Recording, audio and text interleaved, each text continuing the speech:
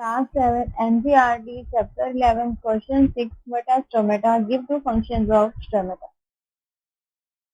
The answer is tiny pores present tiny pores present on the leaf surface are known as stomata.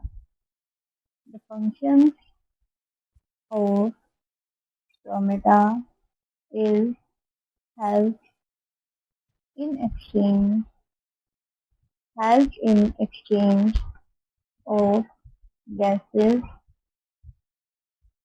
The second is evaporation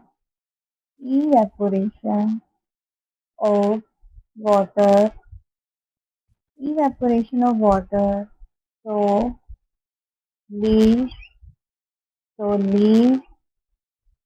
occurs due to stomata.